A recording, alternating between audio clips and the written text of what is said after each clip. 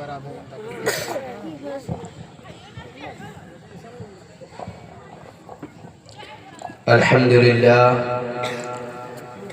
لله نحمده ونستعينه ونستغفره ونؤمن به ونتوكل عليه ونعوذ بالله من شرور أنفسنا ومن سيئات أعمالنا من يهده الله فلا مضل له ومن يضلله فلا هادي له ونشهد أن لا إله إلا الله وحده لا شريك له أما بعد وقال الله تبارك وتعالى في الكلام المجيد والفرقان الحميد إن هذا القرآن يهدي للتي هي أقوم ويبشر المؤمنين صدق الله العظيم۔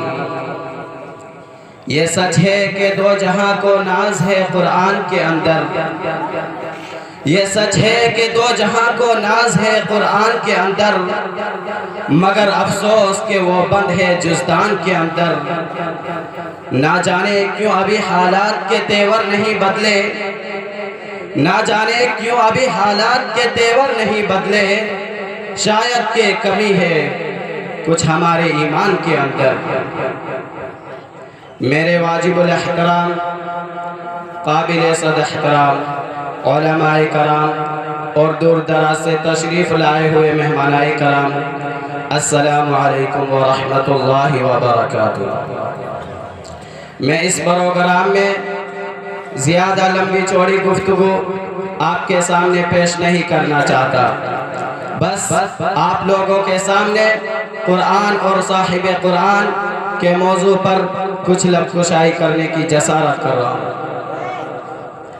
اس لیے کیونکہ قرآن ایک سمندر ہے اور میرا جی چاہتا ہے کہ میں اس سمندر میں غوطہ لگاؤں اور وہاں سے کچھ موتی نکال کر آپ کی جھولی میں ڈال دوں۔ اس لیے اللہ سے دعا کرے کہ ہمیں صحیح کہنے اور ہم سب کو اس پر عمل کرنے کی توفیق عطا فرمائے۔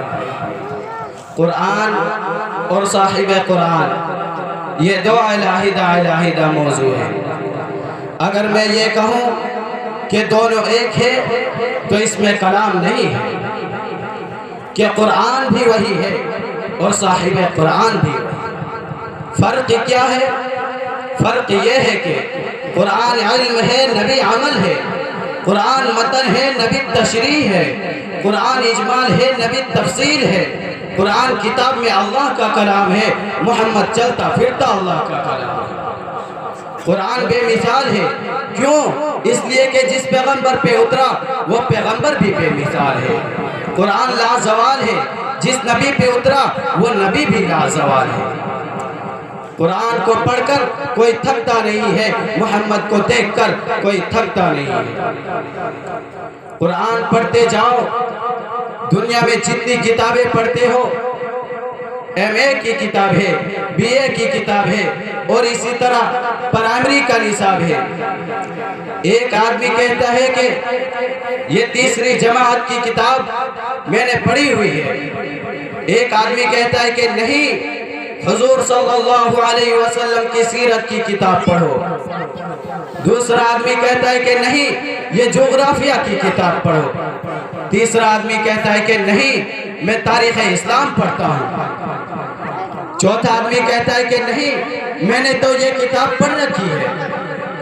ایک کتاب کو تو پڑھتا ہے، دوسری مرتبہ تیرا جی نہیں چاہتا، دو مرتبہ پڑھتا ہے، تیسری دفعہ اسے لائبریری میں بند کر دیتا ہے۔ تو لائبریری میں جاتا ہے، کرایہ خرچ کرتا ہے اور کہتا ہے کہ مجھے ایک کتاب چاہیے، جب تو پڑھ لیتا ہے اس کو واپس کر دیتا ہے۔ وہ کتاب دوبارہ نہیں پڑھتا، تیرا جی نہیں چاہتا۔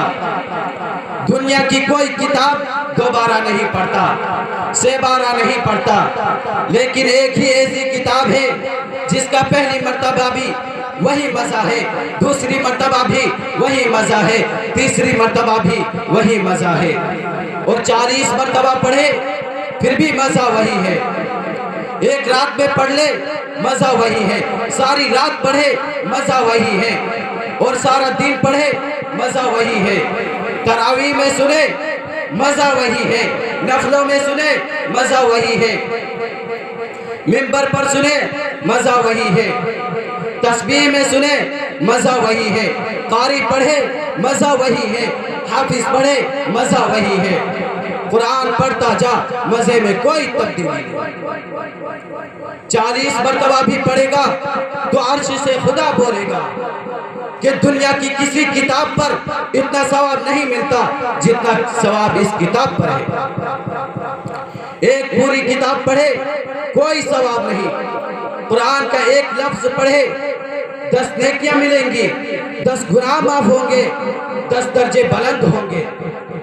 یہ تو پڑھنے والے کی بات ہے۔ میں خدا کی قسم کھا کر کہتا ہوں، تو قرآن نہیں پڑھتا ہے، صرف قرآن سنتا ہے، تجھے تب بھی ثواب ہے، صرف قرآن دیکھتا ہے، تجھے تب بھی ثواب ہے۔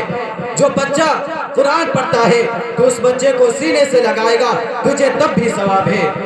اس بچے سے محبت کرے گا، تجھے تب بھی ثواب ہے۔ تو بچے کو بھی چھوڑ دے، جس تپائی پہ قرآن رکھا ہے تپائی بنا کر تو بچے کو دے دے گا، تجھے تب بھی ثواب ہے۔ قرآن پڑھنا بھی ثواب ہے، دیکھنا بھی ثواب ہے۔ ارے قرآن مسجد میں پڑھا جاتا ہے، مدرسے میں پڑھا جاتا ہے، تو مسجد اور مدرسے میں قرآن سننے کے لیے گلی میں کھڑا ہو جاتا ہے، تجھے تب بھی ثواب ہے۔ قرآن بے مثال ہے۔ اور ایک اور بات کہتا ہوں، قرآن لا ریب ہے، اور یہ لا ریب میں نے نہیں کہا، خود قرآن نے کہا ہے کہ میں لا ریب ہوں۔ قرآن کھولو، قرآن نے سب سے پہلے یہ کہا کہ لوگوں مجھے پڑھتے ہو، میں بتاؤں میں کون ہوں۔ میرا تعارف پوچھنے سے پہلے مجھ سے پوچھو کہ میری حیثیت کیا ہے۔ یہ قرآن کہتا ہے، کہیں ایسا نہ ہو کہ پورا قرآن پڑھ جاؤ، بعد میں پتہ چلے کہ یہ تو بدل دیا گیا تھا، بعد میں پتہ چلے کہ اسے تو شرابیوں نے لکھا تھا، بعد میں پتہ چلے کہ اس کا تو سارا حصہ بدل دیا گیا، بعد میں پتہ چلے کہ اس کے تو کئی حصے نکال دیے گئے۔ اس لیے 114 سورتوں میں جو پہلی سورت ہے، پہلا لفظ ہے الف لام میم، پڑھنے کے بعد قرآن اپنی حیثیت کو متعین کرتا ہے، تاکہ پہلے میری حیثیت کو پڑھ کر پھر آگے چل، تاکہ شک کوئی باقی نہ رہے۔ قرآن نے کیا کہا؟ الف لام میم ذالک الکتاب لا ریب فیہ۔ اور الف لام میم کیا ہے؟ الف کیا ہے؟ لام کیا ہے؟ میم کیا ہے؟ اس پر غور نہیں کرتے ہو؟ الف سے اللہ ہے، اللہ نے فرمایا میں بھیج رہا ہوں۔ لام سے جبرائیل ہے، جبرائیل نے کہا میں لا رہا ہوں۔ میم سے محمد ہے، محمد صلی اللہ علیہ وسلم کہتے ہیں میرے سینے پہ اترا ہے۔ میں اور بھی بڑی باتیں کر سکتا ہوں، لیکن آج قرآن کی محفل کی بات ہے، میں اور آپ مل کر قرآن کی باتیں کریں، کیونکہ قرآن سے بڑی کوئی بات نہیں، کوئی کتاب نہیں۔ الف اللہ، لام جبرائیل، میم محمد۔ الف لام میم کوڈ ورڈ ہے، خدا نے کوڈ ورڈ اپنی کتاب کے پہلے صفحہ پر لکھا۔ کیوں لکھا؟ تاکہ راوی کا بھی پتہ چل جائے، بھیجنے والا کے بھی پتہ چل جائے، جس کے پاس بھیجا گیا اس کا بھی پتہ چل جائے۔ اور کیا کہا؟ اگر شک کتاب میں کرنی ہے تو الف میں کر، اگر شک کتاب میں کرنی ہے تو لام میں کر، اگر شک کتاب میں کرنی ہے تو میم پہ کر۔ الف پہ شک کرے گا دہریہ بن جائے گا، لام پہ شک کرے گا کافر بن جائے گا، میم پہ شک کرے گا محمد کا منکر بن جائے گا۔ تو 3 شکوک سے گزر کر شک آگے بڑھے گا۔ جب شک آگے نہیں بڑھے گا تو پھر قرآن جیسی بے مثال کتاب کوئی نہیں۔ الف لام میم یہ ایک لفظ ہے، اس لفظ پر سینکڑوں کتابیں لکھی گئی ہے، اس پر بڑی تحقیق کی گئی ہے۔ میں آپ کو بتا سکتا ہوں کہ راوی کو دیکھو، ایک آدمی کہتا ہے کہ یہ جو بند ہے خدا نخواستہ دریا کا پانی ٹوٹ گیا، بند کے پاس آ گیا ہے، بند ٹوٹنے والا ہے، یہ آدمی چوک میں لوگ یہ نہیں دیکھتے کہ یہ آدمی سچا ہے، یہ آدمی جھوٹا ہے، لوگ قسم اٹھاتے ہیں، بند کی طرف بھاگ جاتے ہیں، کیونکہ ایک آدمی نے کہا بند ٹوٹ گیا ہے، پانی شہر کی طرف آ گیا۔ ایک عام آدمی کے کہنے پر یقین کرتا ہے اور الف لام میم پہ یقین نہیں کرتا۔ طبری نے کہا یہ واقعہ ہوا، ابن ہشام نے کہا یہ واقعہ ہوا، شاہ ولی اللہ کا واقعہ کتاب میں ہے، شک نہیں کرتا، پیران پیر کا واقعہ کتاب میں ہے، شک نہیں کرتا، پیران پیر کا ذکر حدیث میں نہیں تاریخ نے بتایا ہے، اس میں کوئی شک نہیں۔ خواجہ علی ہجوری کا ذکر قرآن میں نہیں ہے، صرف تاریخ نے بتایا ہے، اس میں کوئی شک نہیں۔ بابا فرید الدین گنج شکر کا ذکر تاریخ میں نہیں ہے، تاریخ میں ہے، قرآن میں نہیں ہے، اس میں کوئی شک نہیں۔ پیروں کا ذکر تاریخ میں ہو شک کوئی نہیں، اولیاء کا ذکر تاریخ میں ہو شک کوئی نہیں، بزرگوں کا ذکر تاریخ میں ہو شک کوئی نہیں۔ جس تاریخ کو تو نے لکھا ہے اس میں کوئی شک نہیں، جس الف کو خدا نے بھیجا ہے اس میں شک کرتا ہے۔ الف ہے، لام ہے، میم ہے، مجھے کہنے دے کہ اللہ نے محمد اور اپنے درمیان واسطہ جبرائیل کا کیوں رکھا؟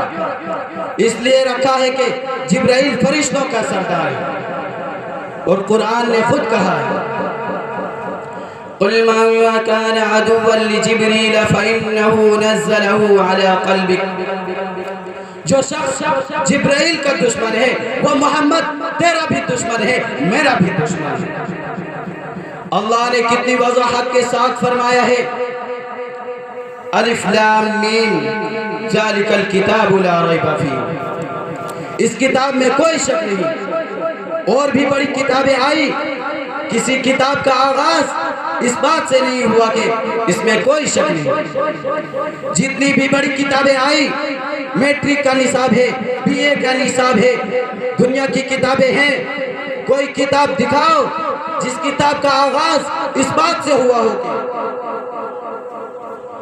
اس میں کوئی شک نہیں، کیونکہ شک پوری کتاب پڑھ کر آدمی کو پڑھ سکتا ہے، لیکن خدا نے پوری کتاب کا نچوڑ 3 لفظوں میں لکھا ہے، الف میں، لام میں، میم میں، کہہ دیا راوی اللہ ہے، راوی جبرائیل ہے، راوی محمد ہے۔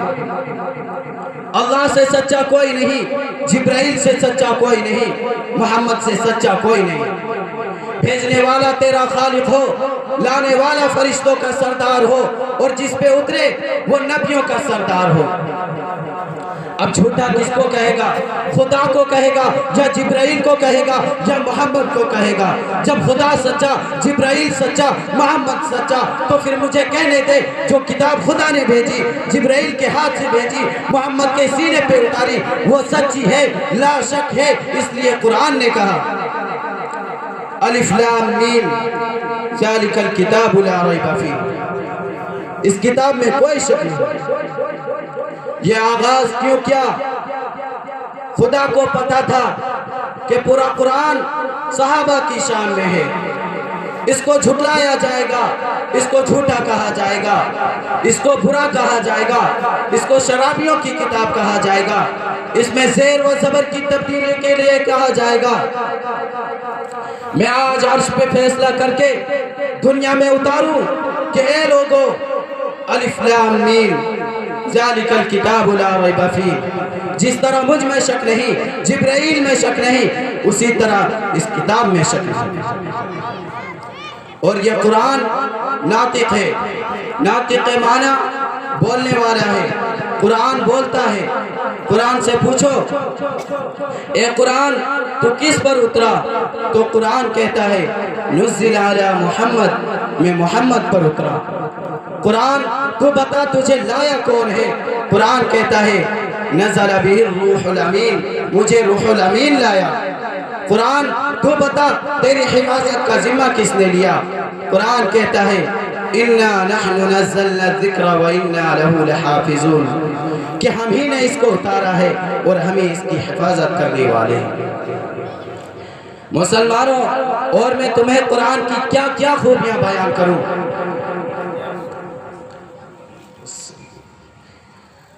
مسلمانوں، اور میں تمہیں قرآن کی کیا کیا خوبیاں بیان کروں۔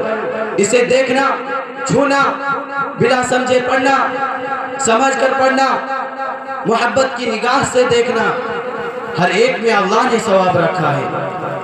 وقت کی قلت کی وجہ سے میں صرف ایک واقعہ سنا کر اپنی بات کو ختم کرتا ہوں۔ امام احمد بن حنبل سے پوچھا گیا، امام بتاؤ قرآن کے بارے میں کوئی بات بتاؤ، تو امام کہتا ہے کیا بتاؤں؟ ایک دن خواب میں اللہ کا دیدار ہوا، میں نے اللہ سے پوچھا، اے اللہ تجھے سب سے زیادہ کون سی چیز پسند ہے؟ تو اللہ نے جواب میں فرمایا قرآن۔ احمد بن حنبل کہتے ہیں کہ اے اللہ قرآن کے بارے میں کیا حکم ہے؟ اسے سمجھ کر پڑھے تب تجھے پسند ہے یا بے سوچے سمجھے پڑھے تب تجھے پسند ہے؟ تو اللہ نے جواب میں فرمایا فہمن او کان بلا فہم، احمد سمجھ کر پڑھے تب بھی مجھے پسند ہے، بغیر سمجھ کر پڑھے تب بھی مجھے پسند ہے۔ اسی چند باتوں پہ اپنی تقریر کو ختم کرتا ہوں۔ وما علینا الا البلاغ۔ کوئی بزم ہو کوئی انجمن، یہ شعار اپنا قدیم ہے، کوئی بزم